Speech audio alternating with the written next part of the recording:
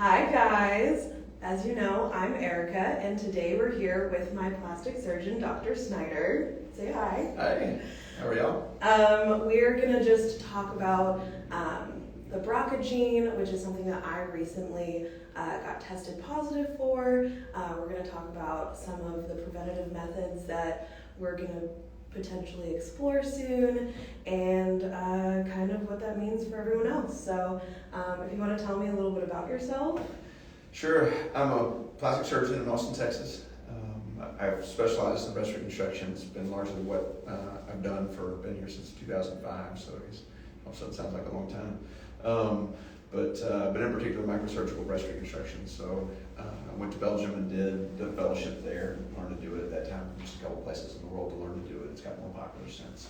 But in particular, learning to do the DIEP flap, which I know we're going to talk about here in a little bit. Yeah. Specifically about you. So did you say microsurgery? What does that mean? So, good question. You said a term like everybody knows what that means. It basically means that anything that we do in surgery under a microscope. So in this case, it specifically references sewing together blood vessels, so small, tiny blood vessels, a couple millimeters in size. So putting them together to move tissue from one place to another. This is establishing its blood supply, Okay. so that it has its own blood supply and can survive. And are you using like a big microscope that you look through a It's- screen, or do you have the little glasses? No, so the first part of it, when we dissect the flap, which is where we call them loops, but they're just these magnifying lenses essentially in front of our eyes. But when we sew the blood vessels together, it's a giant microscope, a surgical microscope that's on a big boom arm kind of thing that goes So down the front, cool. and two people standing on either sides of it. That you're looking here, and it's got an image down, and the rhinos are working underneath the scope. Okay, and how long have you been doing that specifically? So in my training, I guess I started plastic surgery training in 2000, and so somewhere in that time frame, probably in 2003, were some of the first years that I really did got specific training in microsurgery and began doing it, and then furthered that in fellowship, and then later in my practice. Okay, so you've always been interested in this very specific niche of plastic surgery. I suppose so. Yeah. Okay, well that's cool. You know what you like, you know what you're good at. Very cool. Okay, so, and you own a practice here in Austin with your spouse, right? She's a dermatologist. Yes, we're in practice together, and there's some other doctors here too. Yes. Very cool. That's Snyder Dermatology and the Breast and Body Clinic here in Austin. Okay, do you want to move on to the BRCA gene? Sure, absolutely. Perfect. Okay, so can you explain what the heck the BRCA gene is and what it does? I've gotten some questions of like, do you have breast cancer? Sure. So BRCA is we say, but it's sort of an acronym, BRCA, which just is breast cancer. It's all that was taken from. That's where the name comes from. It wasn't an acronym for anything more complicated than that. We actually have other breast cancer genes as well, but BRCA is the most common. It was the first of the ones that we discovered. So. Okay, and then there's BRCA1 and 2. That's right. There's two BRCAs. Perfect. So what do they do? So for BRCA1, the lifetime risk for breast cancer is up to maybe 65% for someone even before the age of 70 who carries that gene. BRCA2 is a little bit less, maybe closer to 45 to 50%. For anyone, but even within BRCA1 patients, there are some families where that risk may be as high as 85%. Just meaning that it's not the penetrance or how the risk of breast cancer may not be exactly the same for each person who has it. Okay, so basically BRCA gene being tested for that and testing positive, they're looking at the family history and how many other people have had cancer or are testing positive. That's right. So usually the reason that someone gets tested is that either someone in their family has already tested positive for that gene, or they themselves have gotten either a breast cancer or an ovarian cancer or something else that they may be at risk for with that specific gene at an early age. So some of those things, and one of those questions then along those lines is, does this just affect females? And it doesn't, meaning that it does put men at a slight risk for breast cancer, but there are other types of cancers that we can get related to that same gene. We just realized it was associated with breast cancer before we realized that it was associated with anything else. But pancreatic cancer or prostate cancer in men in August. Ovarian cancer is the other real significant one for females. Yeah. So we got breast cancer, we have ovarian cancer, pancreatic cancer, and then melanoma, right? And prostate cancer. And prostate cancer for men. Okay, so it runs in families. One misnotion that someone said is that it only goes through women. So obviously that's not true. That's right. It's an autosomal dominant inherited gene, which means that you only need one parent to inherit that trait that carries it, and that could be from a father or a mother. It could be male or female inherited to either sex of child. Okay, so it comes from your parents. It's inherited. It's a gene, not something you can catch. And not like COVID or anything. Not like COVID, not contagious. Okay, so you get it from your parents, and basically the gene that, how it was explained to me is that it's something that repairs the cells, and instead of repairing the cells correctly, it's mutated, so it doesn't know its job, and so when it goes to repair cells, it doesn't do it properly. That's right. And then it creates cancer. That's right. So within our body, every organ, every part of our body, we have things that have get damaged tissue, and then if the body doesn't correct it or change it or fix it or kill it, then it potentially can continue and turn into a cancer, and that's what sort of a cancer is a mutated cell that's growing wildly. And so one of those regulators that's supposed to help repair that is broken, and specifically in some parts of your body. Okay, so at the end of the day, having the BRCA gene does not mean you're going to get cancer, but it just means that you're at a higher risk likelihood that you will. In my family, almost all of the women have had breast cancer. On both sides of my family, one side doesn't have the BRCA gene, and then the other side does. So I kind of have this catch-22 where I have so many people in my family that have had breast cancer, and that's why we're here. Yeah, along those lines, one of the things that's important, a couple take-home points for everybody kind of watching, is that we have other genes other than just BRCA. We're just specifically talking about BRCA today, but there are other genes that we test for, and even on that panel, when you got tested for BRCA, they looked at other genes, some 34, 36 genes that we now test for, and that number's growing all the time. And so even if someone got tested 5 years ago, there's genes that we test for now that we didn't test for then. But again, most breast cancers that people get are not associated with a genetic abnormality, meaning that 1 in 8 women will get a breast cancer, and only about 5 to 10% of those are associated with a gene mutation. Most breast cancers are not. 1 out of 8. That's 11%? 12%. Yeah.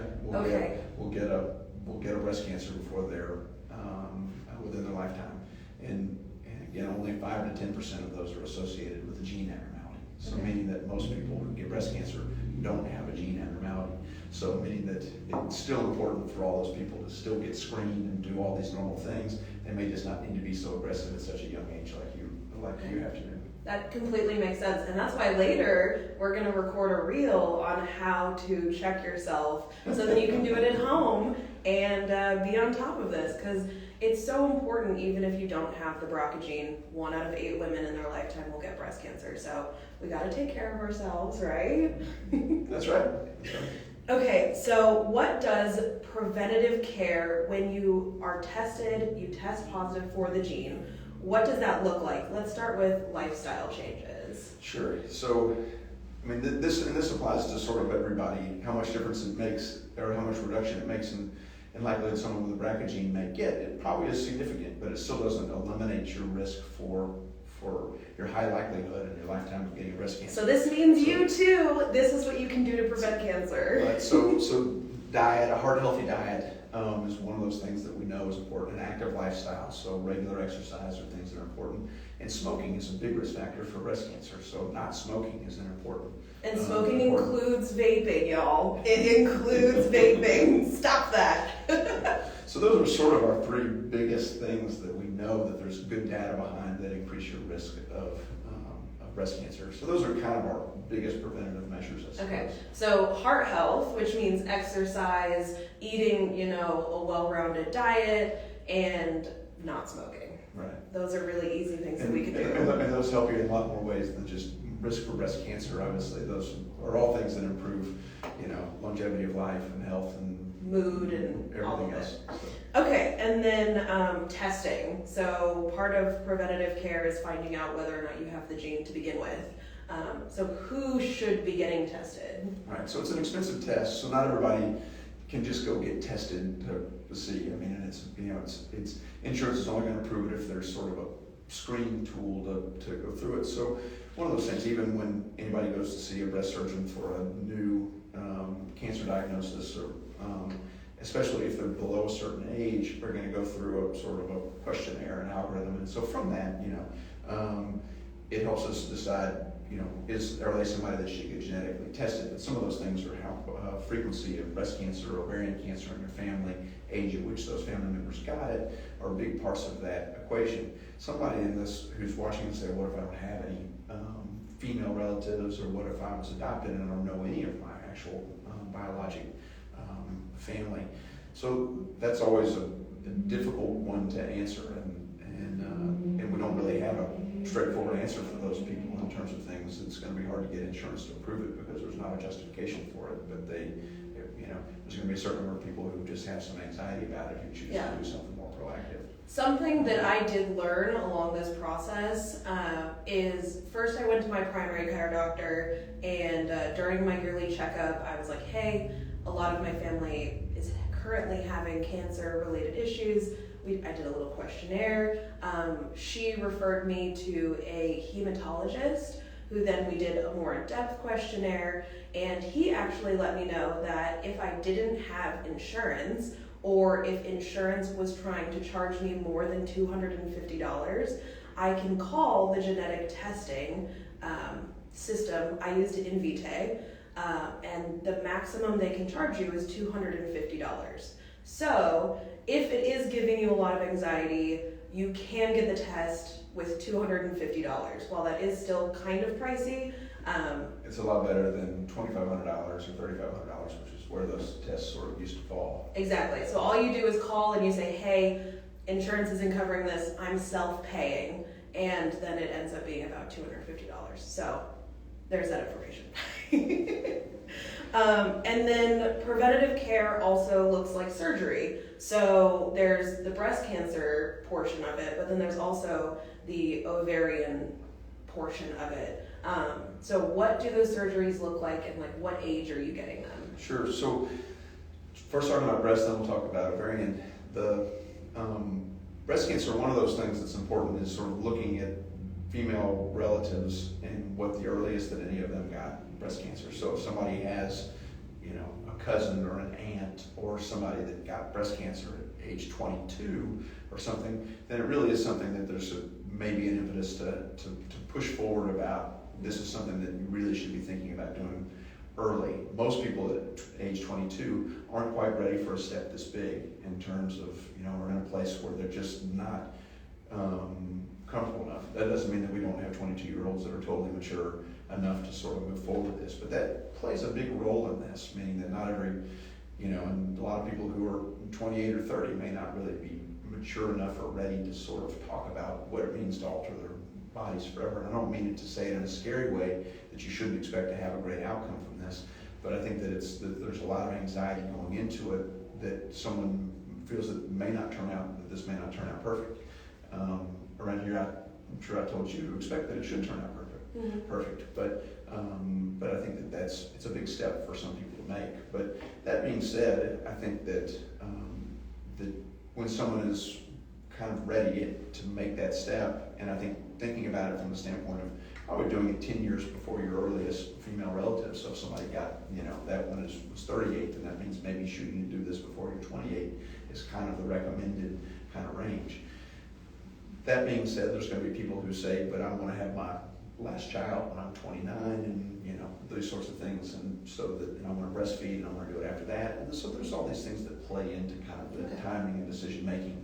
So with breast, it's just very personal, but typically you want to shoot for about 10 years before your closest relative Yeah. had breast cancer. Yeah. Okay. So, and I think that gives us enough safety net that doesn't mean that you couldn't get breast cancer that early, but it means that it's statistically less likely. Okay. Like for me personally, I'm 25. My earliest relative, I think, was about 42.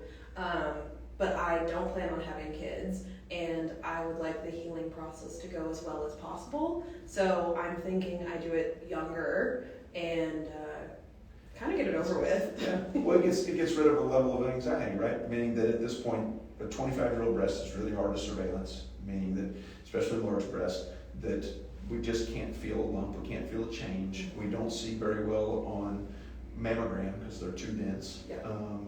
Ultrasound only has a penetrance that's so deep. MRI is our other option.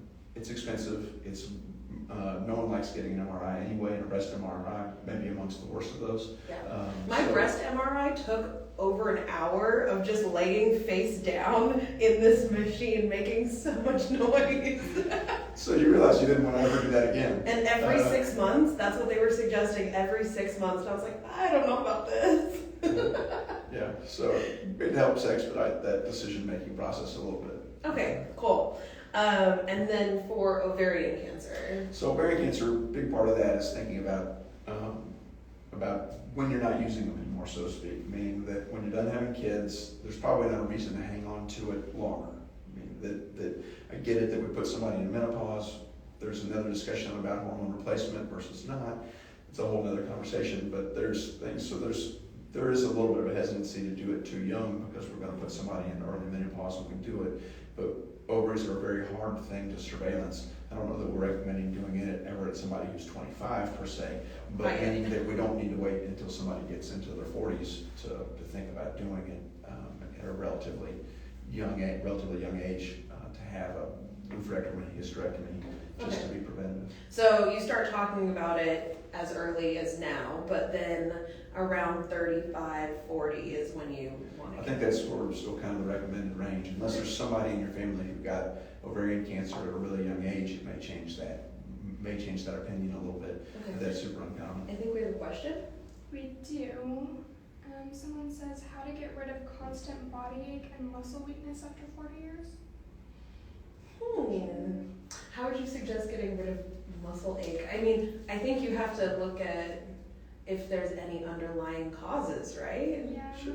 That's I think as we age, we have more pains than we used to, and sometimes we've worn some body parts out, meaning that we do have to. People do get joint replacements and things like that as we get older. 40 is still young for that, but there are people who've sort of worn body parts out in particular joints. And that may be what they're referencing. Some of it may just be that they don't recover as quick after exercise as they did when they were younger, so they still have more body pains than they used to. I think Not also sure just that's the question. generally taking care of yourself, drinking plenty of water, eating veggies, getting Eating well. sunlight, doing all of the things that we know we're supposed to do but don't. Regular exercise. I know, like, my parents, they're on, physical fitness plans so that when they don't work out a few days in a row and then they get back on it, they're like, ow, this really hurts, versus if they're doing it every day, then it's a little bit easier. Yeah, I think that's probably good information. Cool. Okay, so, and then pancreatic cancer, I know that's one of the hardest to see on any scans. It is. We don't typically. It's often not visible even on screening scans until it's more progressed. We often don't have symptoms in its earliest phases, so it's one of those things that it's a difficult thing to do anything about. It's not an organ that we can take out the way that we can just take away a breast or an ovary. So we don't have a great answer. Fortunately, it's an uncommon cancer, and it's still uncommon even amongst BRCA patients, but it's more common in that population than it is amongst the general population.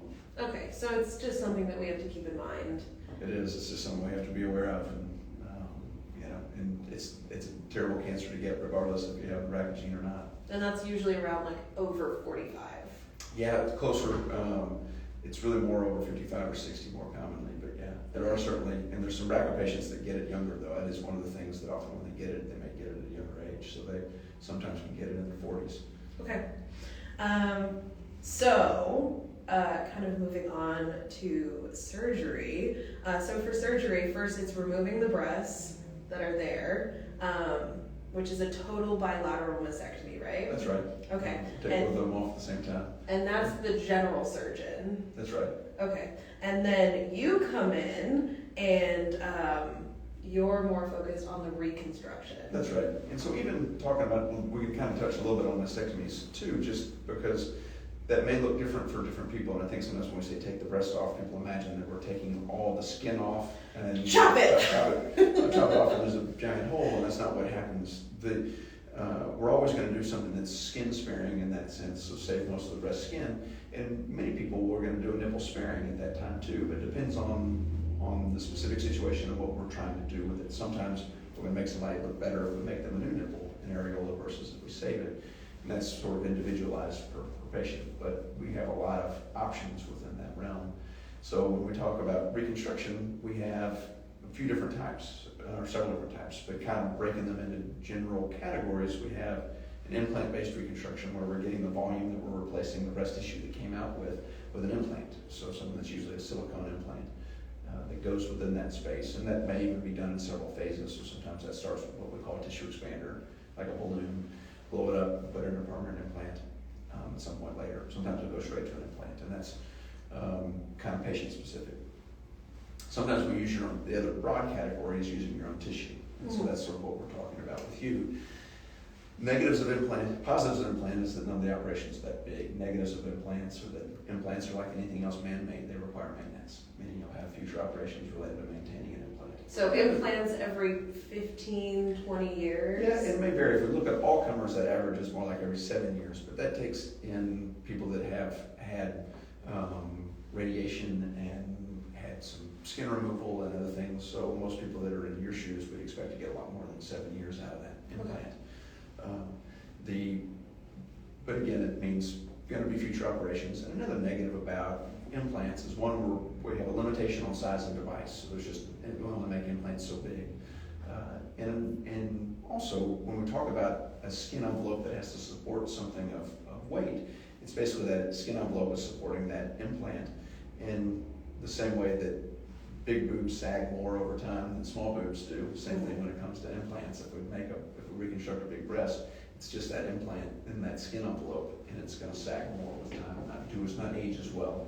It is either a small breast or one that's using your own tissue that may be partly supported by by the chest, by your chest wall. Okay.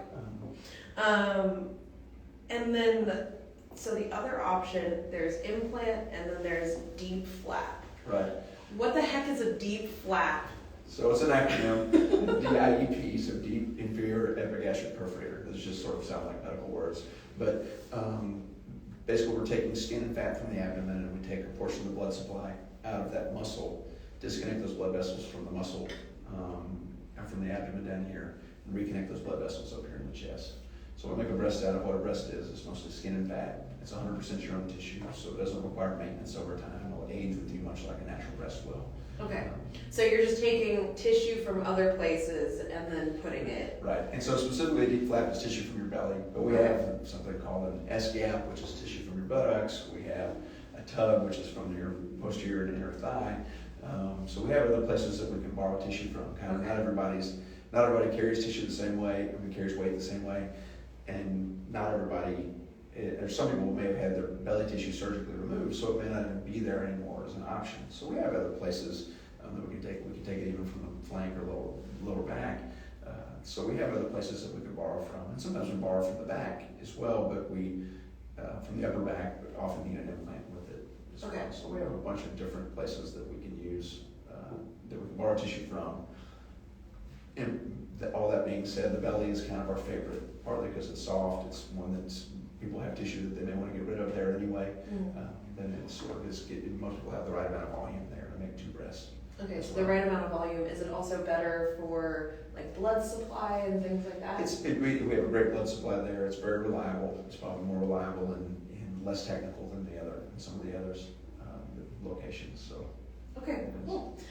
So we have implant, we have the DIEP flap, but there are people that just decide they don't want breasts, right? Sure, so one option, and we didn't even touch on that, but one option is to do no reconstruction. And certainly when some people, when they have a new breast cancer diagnosis and have a lot going on, or even maybe when they get the breast cancer diagnosis, may have an advanced cancer, and they're thinking a lot more about survival and just getting through this, and if they have young children and all these sort of things that may play into the decision-making process, may decide to do nothing at that time other than just have the recommended mastectomy and proceed with their treatment.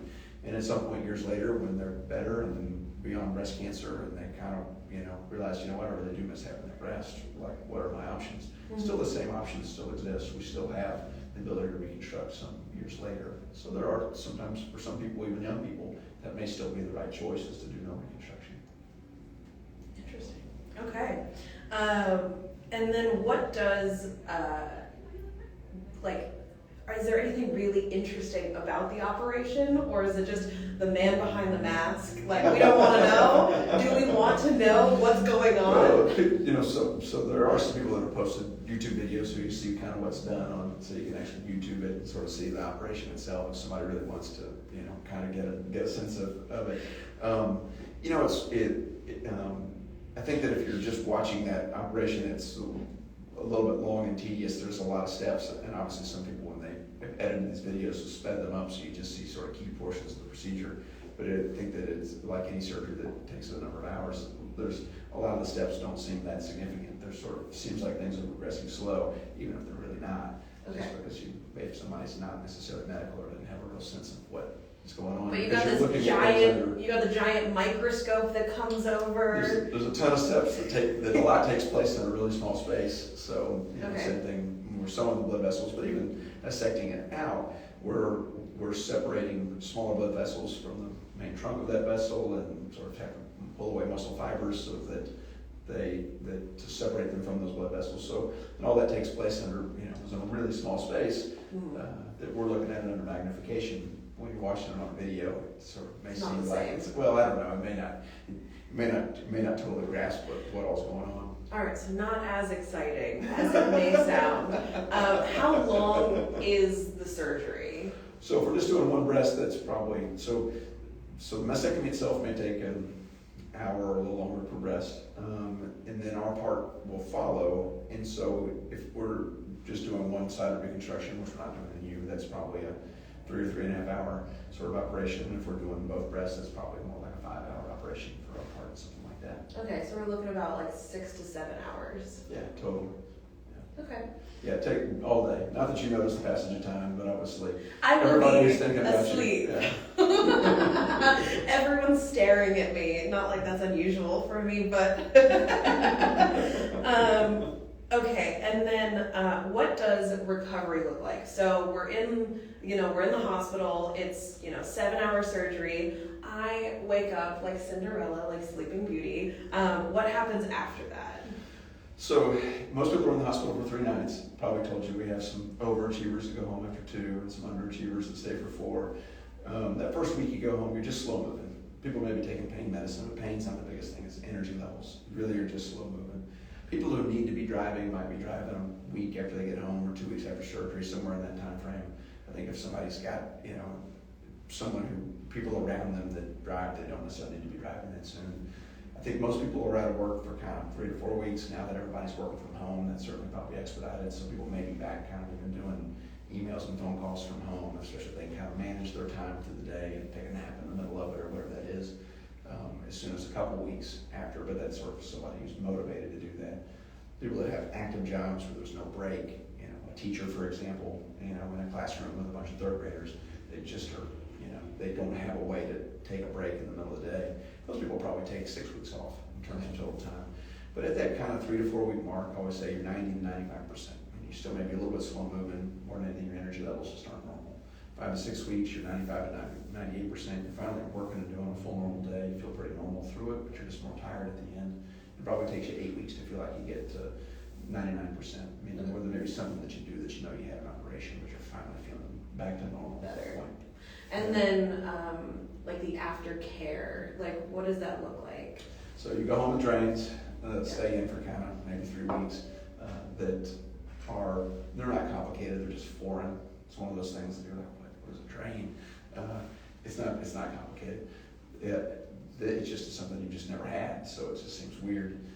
Because it's doing the job of your lymph nodes, right? Sort of. It's taken, so it's kind of, I always use it to sort of explain it, like when you skin your knee, you see it in the very beginning before it forms a scab. So that fluid that kind of comes there, that sort of comes out of the tissues that sort of to help heal it. Ultimately it dries, it turns into a scab, it heals underneath it, and goes on. Well, we create these internal wounds that are doing the same thing, that want to put fluid out, but there's nowhere for it to dry in the same way or make a scab. Even though those tissues together, if they're making fluid in between, that fluid can accumulate and doesn't allow those tissues to heal together. So the drain's just pulling that extra fluid out so that until that tissues can heal, and once those tissues are sort of stuck and healed together, there's no space anymore for it to make fluid. Okay. It's sort of done, it's kind of healed. And so that's sort of what the purpose of the drain is doing, is just keeping fluid from accumulating in a big space that we create. Okay, cool. So we got drains. Are we wrapping tightly or? No. You're just being sort of a loosely supportive bra. And same thing, we don't really need anything belly-wise. If somebody has some amount of just feels like their abdomen sore, or that whatever, there'll be a certain number of people that want to wear kind of a binder or a compression garment or something that kind of helps hold them in, but that's not kind of what most people don't need anything. Okay, someone mentioned that I may need to use a cane or a walker afterwards. I'm not a big proponent of that. Some people, if we make somebody super tight, so you can imagine somebody who's really thin, who we're trying to do this on, who doesn't have a lot of extra tissue, we may make them a little hunched over, and they may, where they feel like they're kind of tight, and hunched over for a couple weeks before that skin sort of relaxes and they kind of get upright.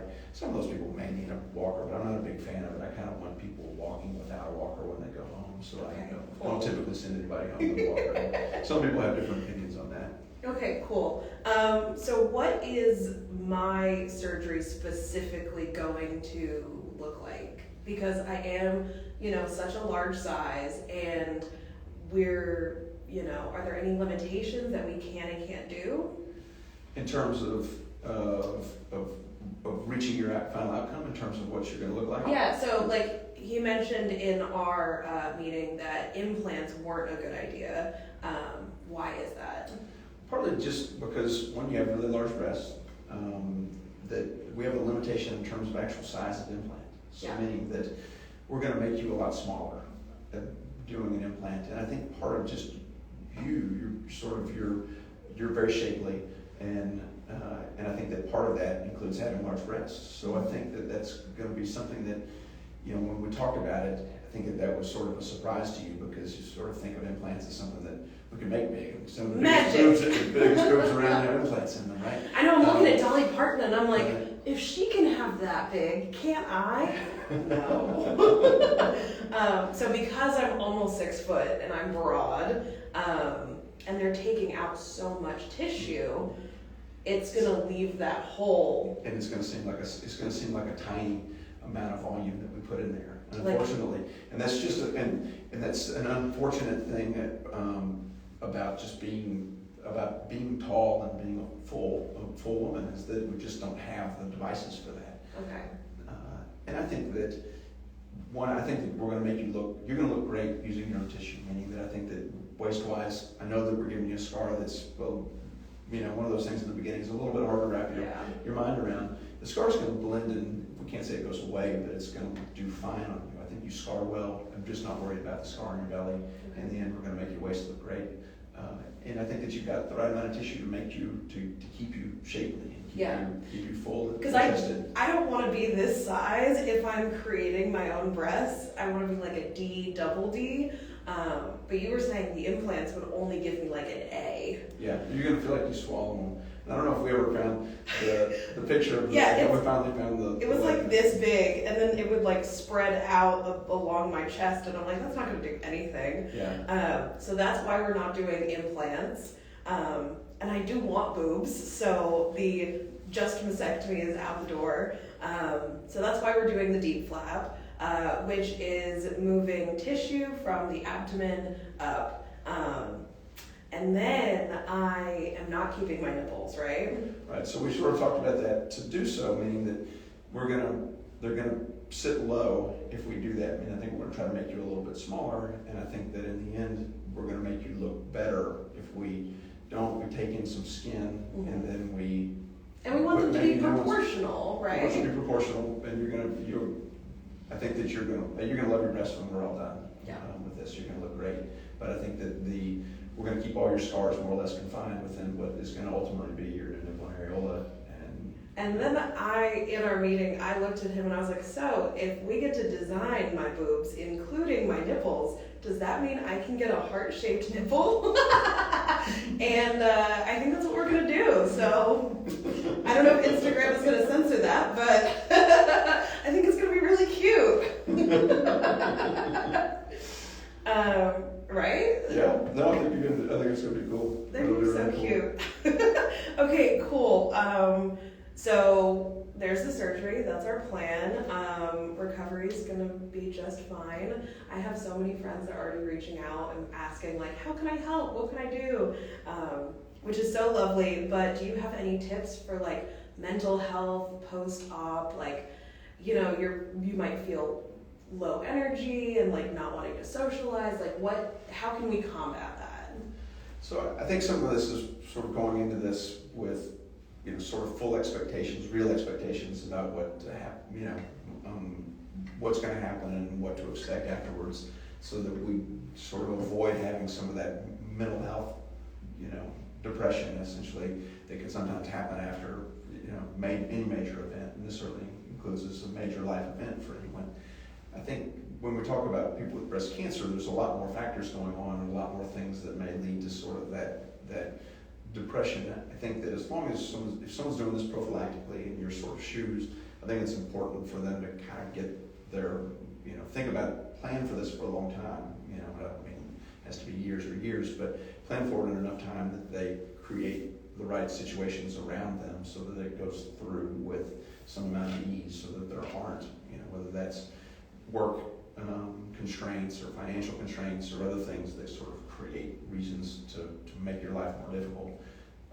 If you've planned it in the right way, then those you sort of should be able to avoid most of that. Okay, so pre-planning, making sure you have your resources kind of in line, social group, making sure that everyone knows what's going on and they know that they can help, and timeline and things like that. Yeah, and I think that you're an example of somebody who's really sort of being open, including everyone, friends and tons of followers and everybody around you, and so you're going to create a ton of support around yourself, which is fantastic. Not everybody has hundreds of thousands of followers to create support, but most people have some family and friends, and sometimes it's hard to ask for those things, but this is one of those moments where I think that if somebody doesn't have a spouse or significant other or something that is kind of that person who's taken on a lot of that, it's important to sort of organize that social network to kind of help just kind of get you through those first few weeks. It certainly probably improves the experience and may help avoid some of that mental health. Yeah. So basically just don't be afraid to ask for help when you need it. And even if you don't have family or friends that you feel comfortable asking for help, there's always support groups if you have breast cancer, or if you just want to be involved in the community. There's always people to talk to, so you can always look for that. And I think that's everything. So get tested if you're worried. Talk to your primary care provider, and be safe, you guys. All right.